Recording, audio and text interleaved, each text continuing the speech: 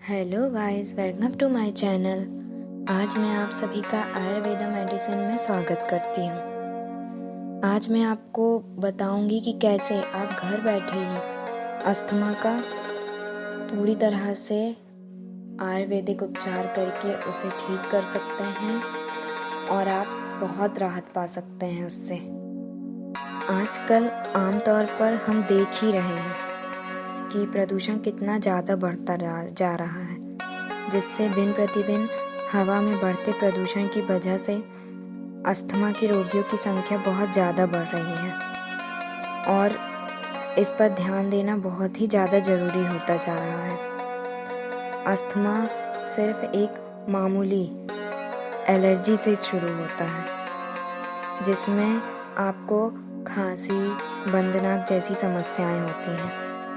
आगे जाकर इसमें छाती पे कड़ापन होना, सांस लेने में तकलीफ होना, जो आगे जाकर अस्थमा और अस्थमा के बाद दमा का रूप ले लेता है, जिससे इसकी जान जाने तक का भी खतरा हो सकता है।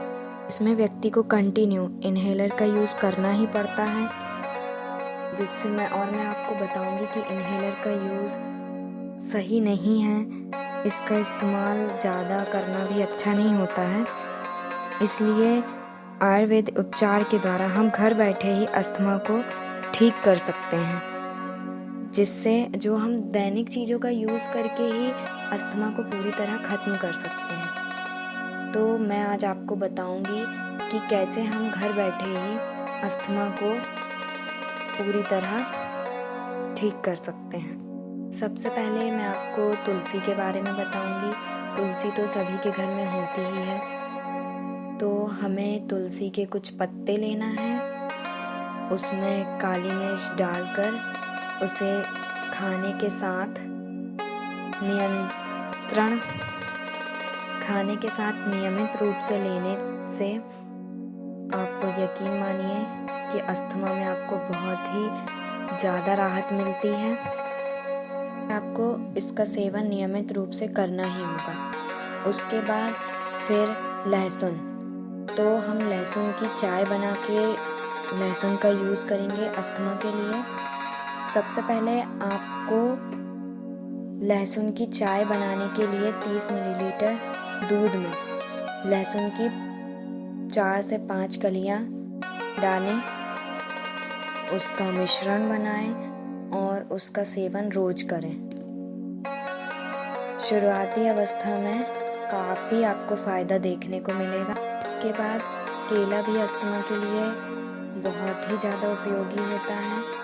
इसमें आपको सबसे पहले पका हुआ केला लेना है, उसके छिलके सहित उसको सेकना है, सेक कर उसका छिलका हटा देना है।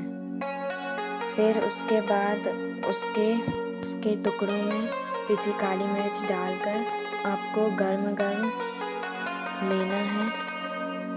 इससे भी आपको बहुत ज़्यादा राहत मिलेगी। उसके बाद अजवाइन की भाप आपको डेली लेना है। यह आप करके देखें, आपको इससे बहुत ही ज़्यादा फ़ायदा होगा। इसके बाद फिर मैं आपको कुछ आयुर्वेदिक पौधों के बारे में बताना चाहूँगी, जो अस्थमा के रोगियों के लिए बहुत ही ज़्यादा फ़ायदेमंद हैं। इसमें सबसे पहले अड़ूसा आता है। अड़ूसा, इसे वसाका भी बोलते हैं। ये सबसे ज़्यादा हिमालय में पाया जाता था और हिमालय में ही पाया जाता है, पर इसे हम अभी जंगलों में भी देख पा रहे हैं। जंगलों में भी काफ़ी मात्रा में मिल रहा है। इसका यूज़ कफ के लिए और अस्थमा के रोगियों के लिए बहुत ज़्यादा मात्रा में किया जाता है और इससे बहुत ही ज़्यादा रिलीफ मिला है लोगों को और अस्थमा पूरी तरह से समझिए कि ठीक ही हो गया है। इसके बाद हम आयुर्वेदिक उपचार में दूसरा पौधा बड़ी इलायची का यूज़ करते हैं। आप एक बार बड़ी इलायची का यूज़ करके देखिए, ये भी सभी के घर में आसानी से मिल जाएगी। इसका उपयोग हम पाचन के लिए और एक सबसे ज़्यादा इसका यूज़ हम पाचन के लिए करते हैं और इसका यूज़ एंटी स्पाइस्मोटिक के रूप में भारतीय आयुर्वेद में किया जाता है। भारतीय आयुर्वेद में एंटी स्पाइस्मोटिक के रूप में बड़ी इलायची का बहुत ज़्यादा यूज़ किया जाता है और ये हृदय को उत्तेजित करता है और इसके बीजों का उपयोग माउथ वॉश के लिए भी बहुत ज़्यादा किया जाता है। इसके बाद फिर हम देखेंगे अस्थमा के लिए और अस्थमा के लिए चिरचिटा। और चिरचिटा अस्थमा के अलावा और भी बीमारियों में बहुत ज़्यादा फ़ायदेमंद होता है।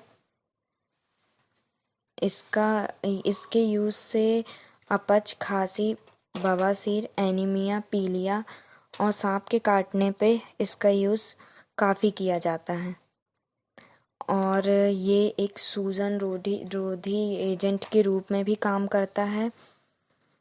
इसके तेल से कान के दर्द को पूरी तरह ठीक किया जा सकता है और इसके पाउडर का यूज़ घाव में भी किया जाता है। इसके बाद फिर मैं आपको आयुर्वेद पौधे में बताऊंगी शिरीष के बारे में।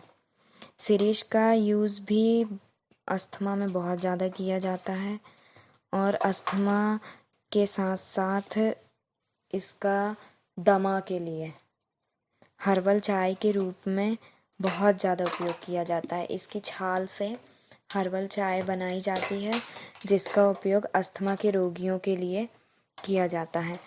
तो मेनली आप आयुर्वेदिक पौधों में अगर मैं बोलूँ तो अड़ूसा, बड़ी इलायची, चिरचिटा और शिरीष, इसका यूज़ बहुत ही अच्छे तरह से अस्थमा के उपचार के लिए किया जा रहा है।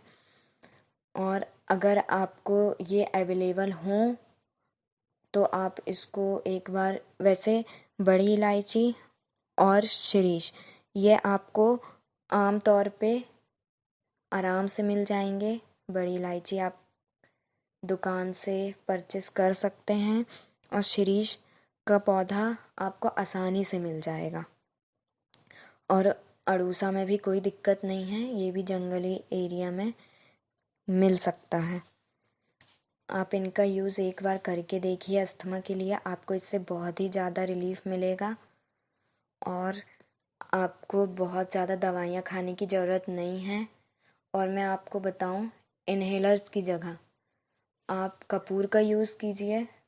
कपूर का यूज़ करने से कोई हार्मफुल इफ़ेक्ट नहीं है।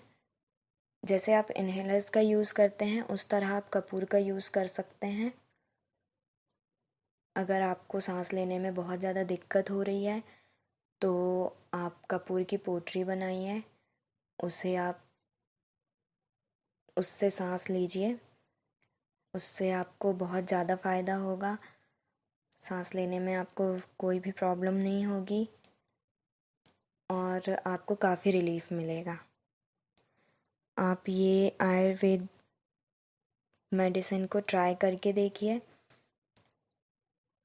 इससे अस्थमा आपका पूरी तरह ठीक हो सकता है। So thank you guys, please मेरे चैनल को लाइक, शेयर एंड कमेंट करना ना भूलिए। Thank you.